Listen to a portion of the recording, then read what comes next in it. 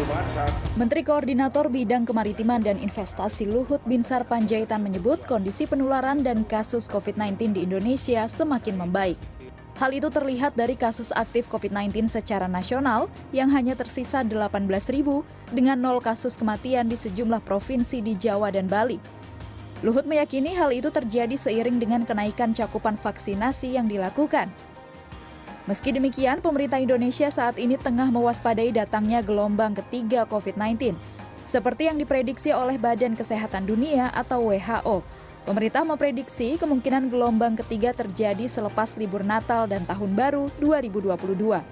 Sejumlah persiapan mitigasi, percepatan vaksinasi dan inovasi obat COVID-19 harus segera direalisasikan sebelum gelombang ketiga datang.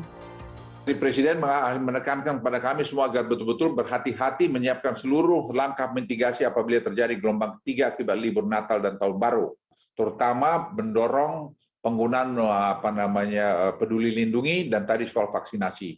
Dan kalau ini terjadi, saya kira kita akan bisa bagus. Dan kalau kita bisa melampaui dan Nataru ini dengan baik pada Januari, saya pikir kita sudah masuk pada endemi. Karena pada saat waktu itu saya kira sudah kita harapkan terdapat obat antivirus ini.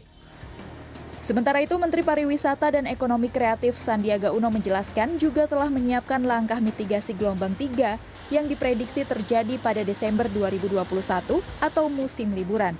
Ia menegaskan pihaknya akan melakukan kesiapan penuh dalam membuka pariwisata, mulai dari penerapan protokol kesehatan hingga wajib vaksin.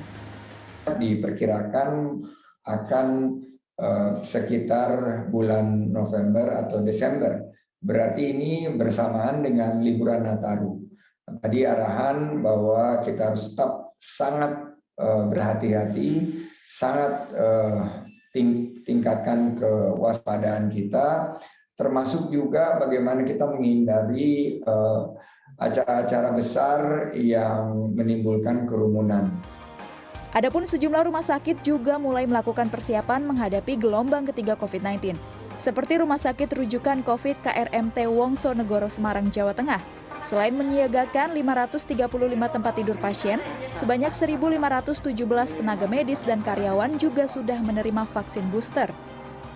Jadi sewaktu-waktu digunakan seperti kemarin kalau terjadi ledakan ketiga yang diperkirakan bulan Desember atau Januari, kita segera bisa mengkonversi kembali ruangan tersebut menjadi tempat tidur isolasi COVID.